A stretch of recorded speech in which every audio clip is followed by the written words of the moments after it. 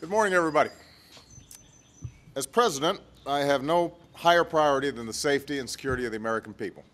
And in an interconnected world where dangers can emerge suddenly, we have to protect ourselves against the full range of threats, from a terrorist network bent on striking our homeland, to nations and violent extremists seeking weapons of mass destruction, to transnational threats such as cyber criminals and narco-traffickers.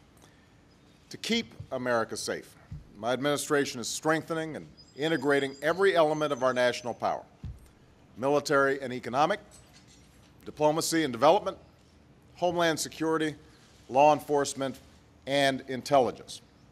And this final element, timely, accurate intelligence, is uniquely important because it is critical to all the others. As president, I also depend on the best available intelligence for daily decisions that I make every day. In particular, I depend on the Director of National Intelligence. As DNI, Dennis Blair continued the extraordinary service that defined his entire career. During his tenure, our intelligence community became more integrated and agile, and I will always be grateful to Denny for his sense of purpose and his sense of service. Today, I am proud to announce my choice for the next Director of National Intelligence, James Clapper.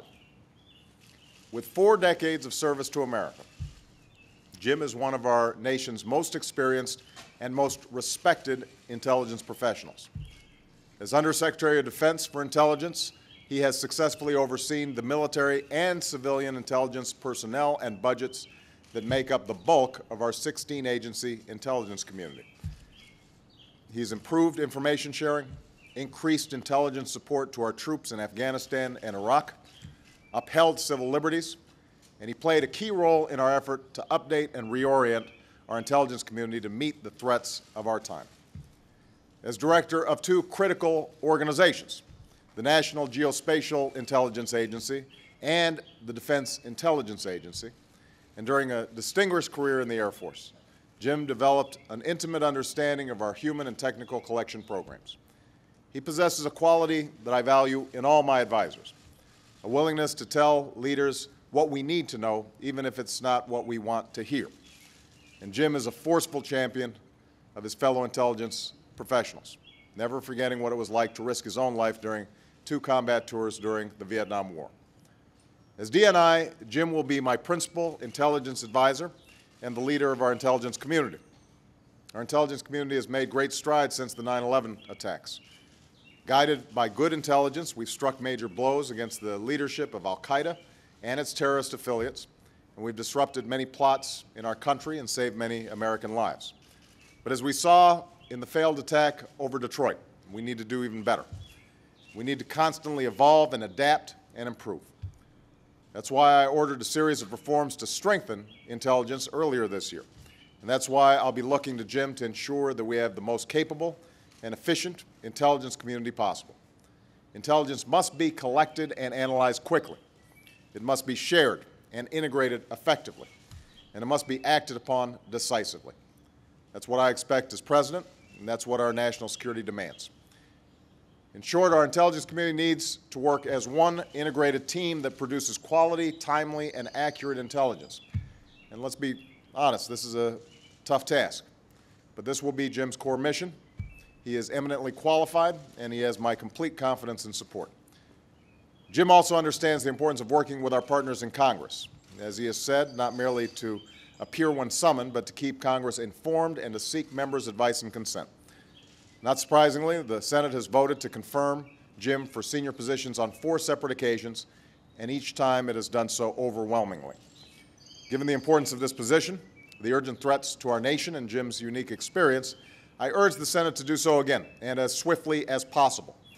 I've spoken to the appropriate Senate leaders, and I've indicated that I expect this nomination to be completed during this work period. This nomination can't fall victim to the usual Washington politics. And as we go forward, my administration will continue to work with Congress to ensure that Jim and all our intelligence professionals have the authorities, resources, and support that they need to succeed.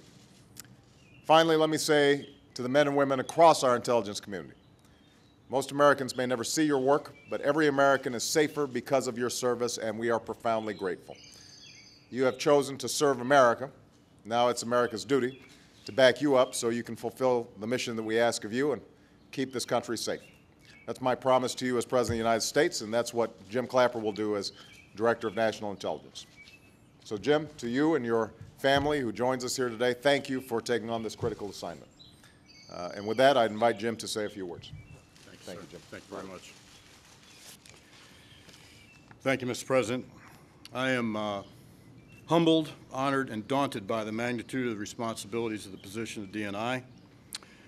It's a job that cannot be done without your support and that of the Congress, and I intend to earn that support from both as well as the public if I'm confirmed for this position.